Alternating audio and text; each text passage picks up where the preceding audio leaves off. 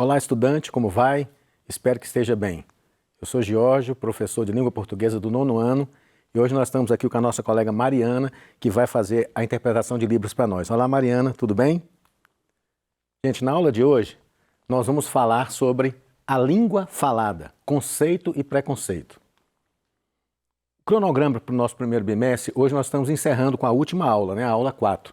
Nós já vimos aqui a persuasão na publicidade, recursos discursivos, vimos coesão e coerência, progressão e unidade temática, e vimos progressão temática, o papel do pronome. E hoje nós vamos fazer aí a 4ª aula, a língua falada, conceito e preconceito.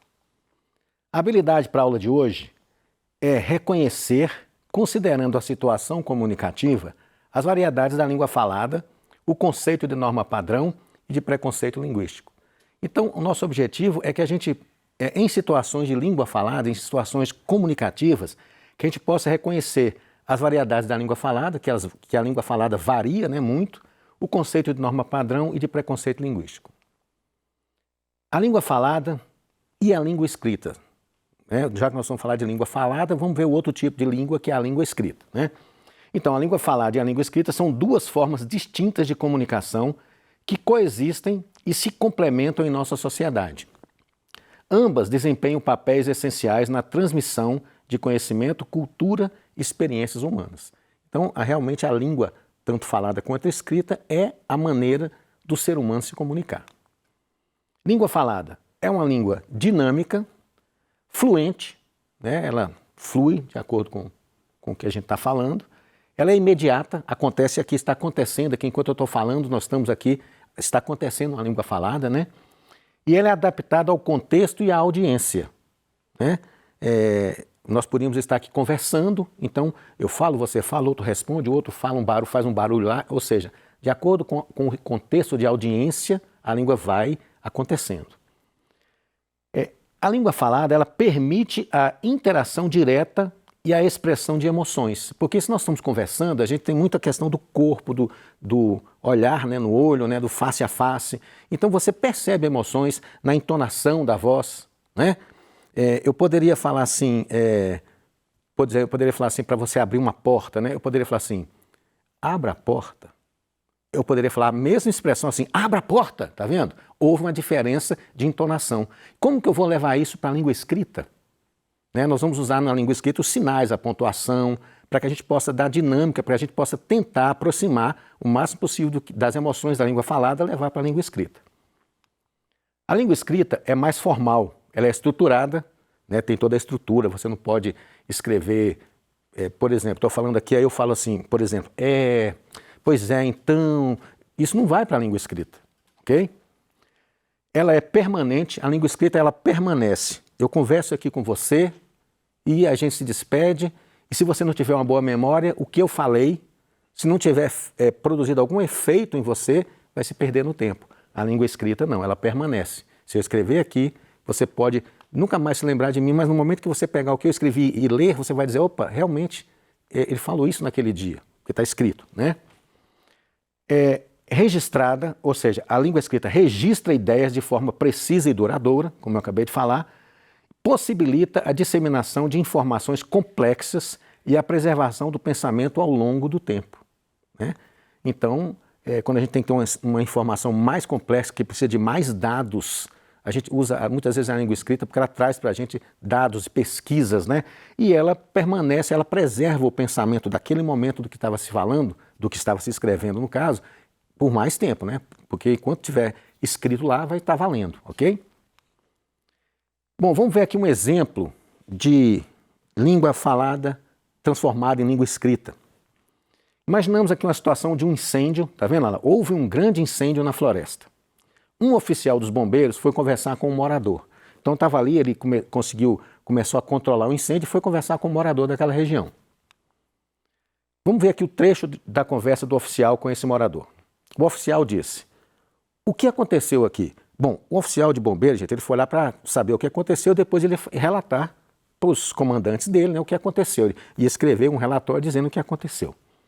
Então ele perguntou para o morador, o que aconteceu aqui? O morador disse, o que aconteceu foi que sucedeu que num botijão de gás se explodiu-se todinho. Daí foi um fogaréu que se espalhou nos matos e nas árvores, e nós correu para o rio e se salvemos. Essa foi a fala do morador. Eu nem consegui falar talvez com o jeito que o morador falasse, talvez alguma coisa de o que aconteceu foi que sucedeu que um botijão de gás se explodiu todinho, daí foi um fogaréu que se espalhou nos matos e nas árvores e nós correu para o rio e se salvemos. Aí, beleza, então o oficial de bombeiros ouviu essa história e ele transcreveu, ele teve que colocar no relatório dele. Então ele passou para uma língua escrita. Ele escreveu lá: chegando ao local, conversei com o morador, que afirmou, olha só, o que o morador falou, que o morador começa falando assim, ó, quer ver? Ó? O que aconteceu foi que sucedeu que um botijão de gás se explodiu-se, como ficou no relatório do oficial. Chegando lá, conversei com o morador, que afirmou, o que ele afirmou? Que um botijão de gás explodiu, causando um incêndio que se espalhou pela mata, queimando as árvores. E disse que correram para o rio, o que garantiu que se salvassem. Está vendo como ele transformou aquela fala bem formal, cheia de maneira de falar daquela pessoa que morava naquela região, para uma linguagem formal, ok? Uma linguagem escrita. Norma padrão. É a regra que serve de padrão. O que é a norma padrão? É uma regra da língua, de qualquer língua, que serve como padrão, de modelo para as outras regras. Normalmente se refere à norma que está estabelecida nas gramáticas normativas. Então as gramáticas das línguas, das diversas línguas espalhadas no mundo, né, no planeta Terra, tem uma gramática própria. São aquelas regras estabelecidas para aquela língua. A norma padrão também não é uma norma rígida ou inflexível, pois ela permite o uso de recursos expressivos, como figuras de linguagem, neologismos, estrangeirismos, gírias, desde que eles sejam adequados ao contexto e ao público-alvo do texto. Então, então eu vou escrever um texto em língua padrão. Aí eu não posso usar nada da língua coloquial, da língua informal? Posso sim, posso, porque no momento em que eu vou expressar, por exemplo, uma fala, eu posso estar escrevendo formalmente dizendo, então, naquele momento conversei com o Joãozinho e ele disse, aí eu vou transcrever literalmente o que o Joãozinho disse. Aí o Joãozinho pode falar assim, uai, nós está aqui esperando vocês. Eu vou transcrever o que ele disse. Então, a língua formal, a norma padrão, ela permite você usar a informalidade em alguns momentos, né? Se você vai, por exemplo, contar uma piada, uma gíria, se você vai escrever uma charge, um desenho, né, uma charge, você vai colocar aquele texto lá na charge, você pode usar, sim, a língua informal, né, a língua coloquial, na hora que você está usando o mesmo texto que tem que ser escrito em língua padrão, ok? Ela pode intercambiar com a outra nessas situações, né? Ok? Desde que seja adequado ao contexto, né, e ao público-alvo do texto. A variação linguística. A língua é dinâmica e está sujeita a inúmeras variações. Essa peculiaridade de toda e qualquer língua, essa particularidade de qualquer língua de quê? De variar, né? É o que chamamos de variação linguística, que está sujeita ao contexto histórico, geográfico e sociocultural no qual os falantes estão integrados. Então, a língua, ela varia de acordo com o quê? O contexto histórico, o contexto geográfico ou sociocultural em que os falantes estão inseridos. Como assim? Por exemplo, contexto histórico. Não se fala muitas coisas que falava-se há muitos anos atrás, ou foi modificando, né? De repente você pode falar assim, por exemplo, você fala assim, é uma brasa, mora, isso é da década de 60. É como se falasse assim que a coisa está muito legal, tá chique demais, né? Aí você fala, então é uma coisa que já aconteceu, uma gíria daquela época. Então a língua ela tem a ver com contexto histórico, tem a ver com geográfico. Em cada região, por exemplo, do Brasil, fala-se tanto com sotaques diferentes quanto com expressões diferentes, ok? O contexto sociocultural também, né? Você tem uma linguagem, às vezes, do gueto, uma linguagem, às vezes, das comunidades, uma linguagem do público, dos advogados, toda técnica, cheia de termos que a gente custa entender, uma linguagem dos cientistas, que a gente falou, que termos são esses? Então, a linguagem tem a ver também com a questão sociocultural. Uma vez que essas variações visam a comunicação, jamais devemos considerá-las erros. Ao apontarmos essas alterações como erro, estamos cometendo o que chamamos de preconceito linguístico. Então aí está o preconceito linguístico. A gente encarar essas variedades, essas variações linguísticas como erros, né? Como todo preconceito, age-se maquiavelicamente em defesa de um dado status imposto como mais adequado e, por vezes, mais bonito. Então, a gente, de uma forma maquiavélica, a gente determina que aquele status que a gente acha que é mais bonito é o mais adequado e seria o certo. Vamos ver aqui uma conversa, né, em que há um contexto histórico ou regional. Temos lá o nosso Chico Bento, né, que é do Maurício de Souza. Ele falou assim: ei mãe, posso repetir? Aí a mãe fala: claro, filho. Que pergunta? Claro que você pode repetir o que você está comendo, né? A mãe falou para ele. Ele responde: ai, que bom, porque com as notas que eu tirei, acho que não passo de ano. Então ele perguntou para a mãe se ele podia repetir, mas era repetir de ano na escola, repetir o ano escolar. Porque ele falou que com as notas que ele tem, ele não vai passar de ano. Então ele perguntou: mãe, posso repetir? A mãe: claro que você pode repetir. Disse: ah, que bom, porque eu não vou passar mesmo. Esse é o humor da tirinha, né? Mas com uma linguagem regional, uma linguagem geograficamente, né? Falando. Agora vamos ver um outro diálogo. Leia o seguinte diálogo. O Zé fala o seguinte: uai, compadre Chico, tá bom, sou? Onde você comprou essa mandioca? Aí o Chico responde: oxente, rapá, que conversa é essa de mandioca? Não tá vendo que é macaxeira, ô Zé? Entendeu? Então, nós temos aqui um conceito histórico, um contexto geográfico em que temos provavelmente um mineiro, pela maneira mineirês de falar, e um nordestino. E interessante que não somente o sotaque é diferente, quanto um chama aquilo de mandioca, o outro chama de macaxeira. É a mesma expressão diferente para a mesma coisa, né? Para a mesma, o legume lá, né? A raiz, diferente nas duas regiões do país. Então, o preconceito linguístico é gerado pela ideia de que existe uma única língua correta, baseada na gramática normativa. Esse tipo de preconceito colabora com a prática da exclusão social. Quando você fala este é o certo, é o padrão, todos os outros são errados, então estão excluídos. A gente considera aquilo ali, aquelas pessoas que usam aquela linguajar, as pessoas inferiores a nós. O preconceito linguístico é, segundo o professor linguista e filósofo Marcos Banho, todo juízo de valor negativo, de reprovação, de repulsa ou mesmo de desrespeito às variedades linguísticas de menor prestígio social, classes sociais menos favorecidas, as quais, via de regra, têm menor acesso à educação formal ou têm acesso a um modelo educacional de qualidade deficitária. Então, as pessoas de classes sociais menos favorecidas muitas vezes não têm acesso, né, à educação formal ou então à educação de uma qualidade inferior. O que acontece? Elas têm essa questão da variedade linguística, então nós temos que ter cuidado porque quando você toma um juízo negativo disso, você está cometendo um preconceito linguístico. Uma notícia. Cuidadora humilhada por erros de português ao enviar currículo para o asilo, recebe oferta de emprego e diz: Deus sabe o que faz. Eu não vou ler todo o texto, mas a Cristiane é uma pessoa que tentou um emprego, quando mandou um currículo, tinha erros de português, então ela não foi aceita e a pessoa ainda mandou para ela mensagens em WhatsApp, em redes sociais, criticando. Então, aqui, nós vemos aqui que o que ela recebeu? Ela recebeu essa informação aqui, ó. Quer ver? Ela recebeu essa informação. Caso, em seguida, o funcionário sugeriu.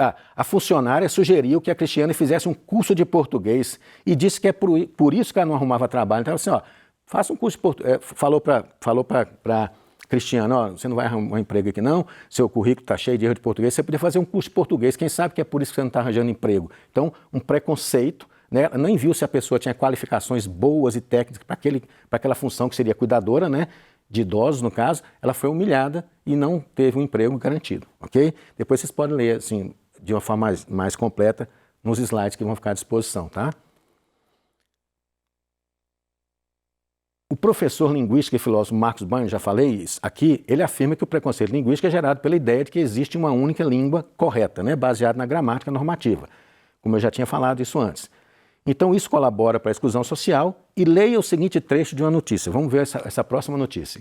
A Juliette, essa famosa Juliette lá que ficou famosa aí no programa de TV, aquele ao vivo lá, né? Fala sobre o preconceito linguístico. Fala sobre o preconceito linguístico. O que ela fala? Nos silencia, nos nega espaços. Então, existe a xenofobia explícita, que é muito fácil de lidar porque você rebate. Mas a implícita, que ela ocupa todos os espaços e ela silencia nos lugares e nega nos lugares. Isso foi o que disse a Juliette. Ela falou o seguinte também, ela ainda diz que tem lugares que a pessoa tenta mudar a forma com que ela fala as palavras. Então ela diz o seguinte, são coisas hilárias para a pessoa pedir para eu repetir a palavra, tipo, a pessoa pede para eu falar a palavra e repetir. Eu falo assim, sou eu, não preciso mudar. Sutilmente fica imitando o meu sotaque, declarou. Então ela se sentindo assim, como é que eu posso dizer isso? Sofrendo preconceito pela maneira que ela fala. Né? Ela está se sentindo excluída, ok? Como cada pessoa pode ajudar a combater o preconceito linguístico no Brasil? Todos devem contribuir para a promoção de uma cultura de respeito mútuo entre os falantes de diferentes variedades linguísticas, reconhecendo que cada um tem o direito de se expressar na sua forma de falar sem sofrer discriminação. Embora acabar completamente com o preconceito linguístico possa ser um objetivo difícil de alcançar, e se cada um fizer a sua parte, ajudará a promover uma sociedade mais inclusiva e respeitosa com a diversidade linguística. Então a gente tem aqui aquela frasezinha que é mágica, né? A gente já ouviu várias vezes. Se cada um fizer a sua parte. Em todos os processos da nossa vida, se cada um fizer a sua parte, a gente consegue melhorar o planeta e melhorar o mundo. Mas se a gente pensar, não adianta nada eu fazer isso aqui, não vai causar efeito nenhum no que está acontecendo. Vai. Se cada um fizer a sua parte, a gente vai melhorando aos pouquinhos. Então, para acabar com o preconceito, a gente precisa fazer com que cada um possa promover, aceitar as variedades linguísticas para promover uma sociedade mais respeitosa com aquelas pessoas que a gente acha, né? Muitas vezes, que estão inferiorizadas pela maneira de se expressar, que não é verdade. Vamos aqui a uma outra atividade. Qual é a principal diferença entre a língua escrita e a língua falada? Letra A. A língua escrita é mais formal e estruturada, enquanto a língua falada é mais dinâmica e fluente. Letra B. A língua escrita é mais expressiva e natural, enquanto a língua falada é mais formal e permanente. Letra C. A língua escrita permite a interação direta e a expressão de emoções, enquanto a língua falada possibilita a disseminação de informações complexas. Letra D. A língua escrita é mais elaborada e menos econômica, enquanto a língua falada é mais precisa e duradoura. Resposta certa, letra A, né? Porque a língua escrita ela é mais formal e ela é mais estruturada, e a língua falada é mais dinâmica e fluente, ok? Atividade 3. A variação linguística está sujeita ao contexto histórico, geográfico e sociocultural, no qual os falantes estão integrados. Isso é uma afirmação, né? A variação linguística está sujeita a esses contextos. Observe a conversa entre dois médicos. Nós vamos ver aqui uma conversa entre dois médicos. Qual é a abordagem terapêutica mais promissora para pacientes com carcinoma de células renais metástico que não respondem à terapia antiangiogênica convencional? A pergunta da médica. Aí o colega responde. Recentemente, estudos têm apontado para a eficácia dos inibidores de checkpoint imunológico combinados com terapias direcionadas com a combinação de nivolumab e cabozantinib. Até eu tive dificuldade de falar essas expressões, tá vendo? Então, é uma conversa de dois médicos. Eu, particularmente aqui, não entendi o que eles quiseram dizer com essas palavras tão técnicas, né? Mas eles se entenderam. Então, letra A. Informe em que contexto a variação linguística está presente naquele diálogo. É um contexto sociocultural, pois ocorre uma conversa entre dois profissionais de uma mesma situação cultural, né? Nas falas dos médicos, o que comprova a minha resposta anterior, quando eu disse que é um contexto sociocultural?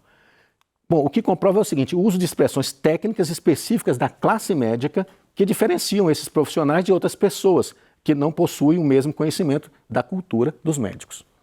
E o último exemplo aqui, atividade 4, olha uma conversa de duas pessoas. Ô compadre, vamos tomar um cafezinho, pãozinho de queijo? Aí o cara lá respondeu, claro, uai, vai ter biscoito polvilho também? Então, é uma conversa, uma variação linguística de um contexto geográfico, né? Qual é a variação linguística presente nessa imagem? Ocorre uma abordagem de variação linguística do contexto geográfico, uma conversa entre dois mineiros utilizando expressões típicas do interior do estado de Minas Gerais. Então nós vimos aí alguns exemplos de variações linguísticas, né? A gente precisa entender que a maneira de falar, dependendo da região, ela é de um jeito, mesmo que o cara possa ser milionário, possa ser rico, ele tem uma maneira de falar daquela região. Ou ele pode ser pobre e a pobreza dele tem influenciado na maneira dele falar. Ou simplesmente a pessoa estudou e teve muito conhecimento técnico e falou as palavras técnicas daquela situação dele. Então assim continua, né? Bom, gente, na aula de hoje nós aprendemos o que é língua falada e língua escrita, o que é e para que serve a norma padrão, o que é variação linguística, como acontece o preconceito linguístico, isso é muito importante a gente entender como acontece para que a gente evite, ok? E como combater o preconceito linguístico.